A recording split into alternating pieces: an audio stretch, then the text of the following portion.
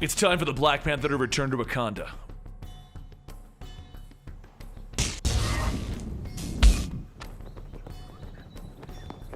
Welcome to the Complete Story Series, where I take trade paperbacks and single issues and I break them down into digestible bites somewhere in the country of Wakanda. Then I read it dramatically back to you. All alterations to the panels, text, and images are to prevent copyright problems, and all art is owned by its respective companies. Now, T'Challa was a king who was cast out from his country, but after his sister, who stood in his place when missing, he has returned.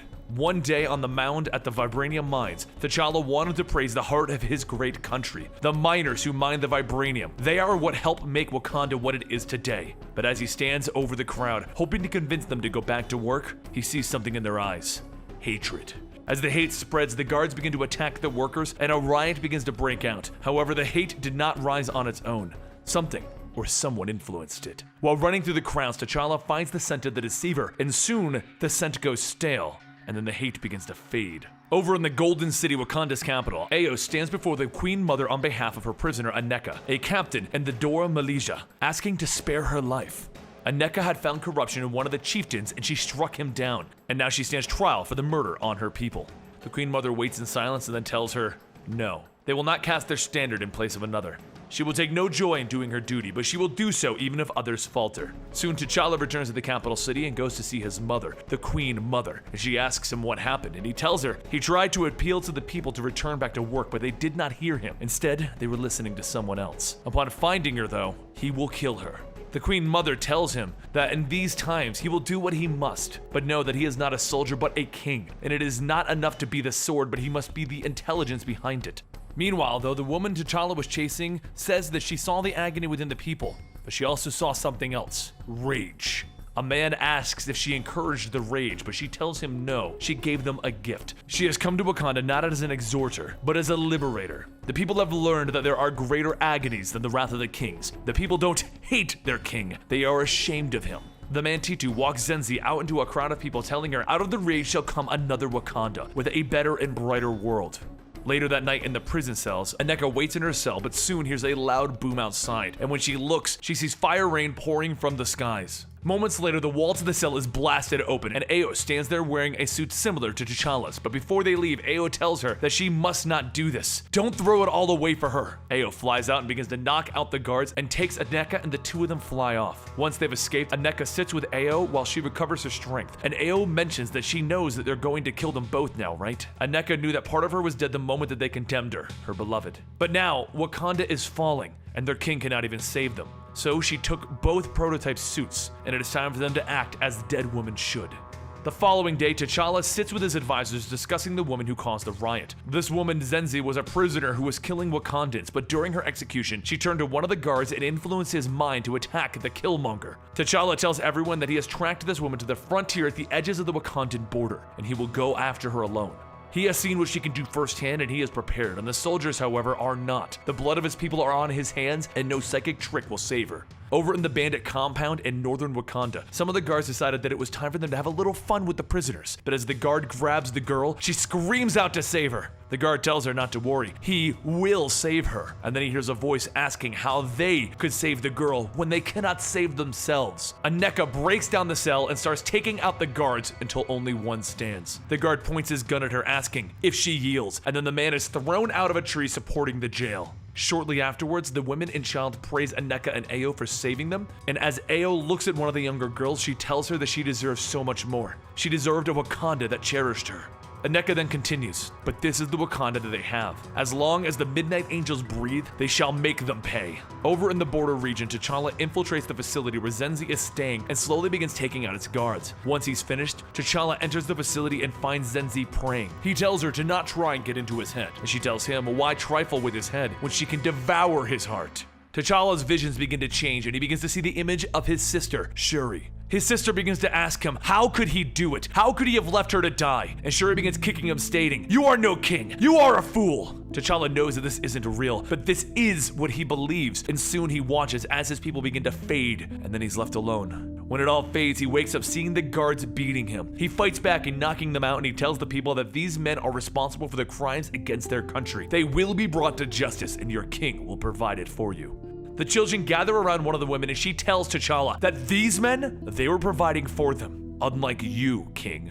Upon returning to the capital, T'Challa tells his mother that he underestimated the nature of the threat. He knows a king shouldn't confess such things, but he was being blinded by his past, and with it, all of his defeats. What's more, he keeps seeing his ancestors and he keeps seeing his sister. The Queen Mother says that Shuri acted as a queen should, giving herself for the nation, and he acted as a king should, giving himself for the world.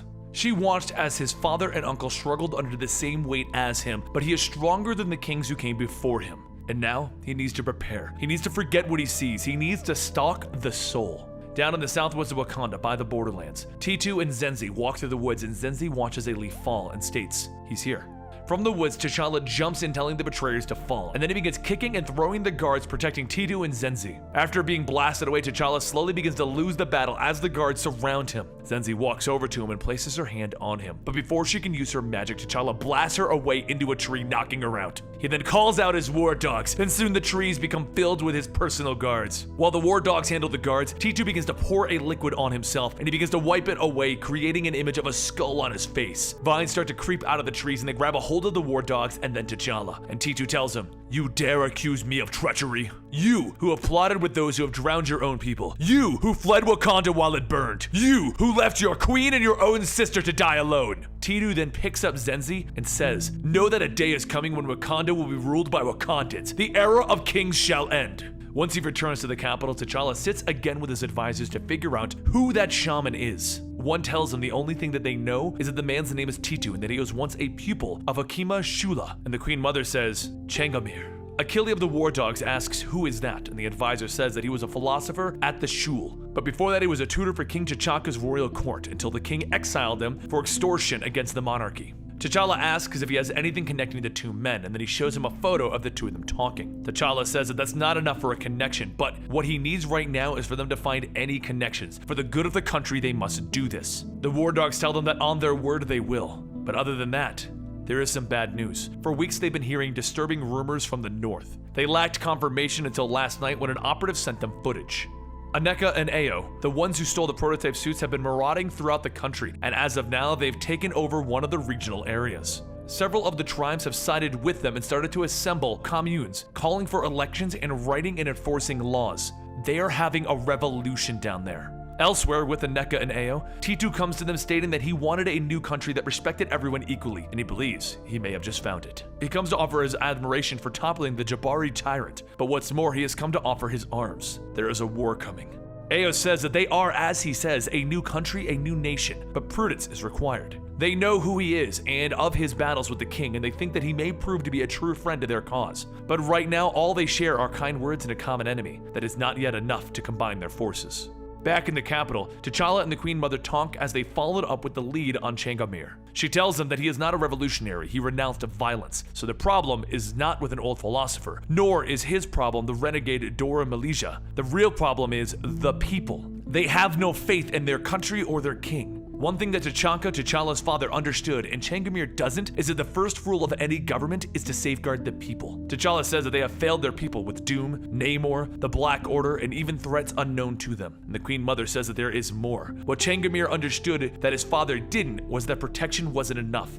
Force wasn't enough. What T'Challa needs to do is give the people something that hasn't been given to them before: inspiration. While T'Challa goes to meet with his people elsewhere, T2 and Zeka Stan discuss how T2 is in need of a major upgrade. Stan knows that T2 is ready for revolution, but is he ready for the future? Because he can tell him what's coming. Panic in the streets, fire in the skies, casualties, and agony.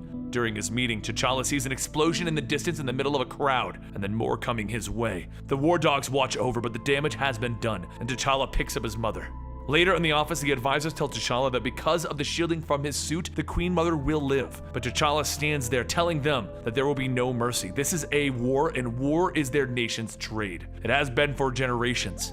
They are Wakanda, and they will not be terrorized. They are the terror itself. And that is the conclusion to the first story arc for the new Black Panther storyline, which is crazy political. It's interesting to see where this is going to go, and if you want to follow this yourself, then go ahead and pick up the all-new, all-different Black Panther storyline at issue 5. We'll get to it eventually, but hey, you gotta catch up on this yourself. Don't forget to follow me on Twitter at Comicstorian and Instagram at Comicstorian, and I'll see you next time right here.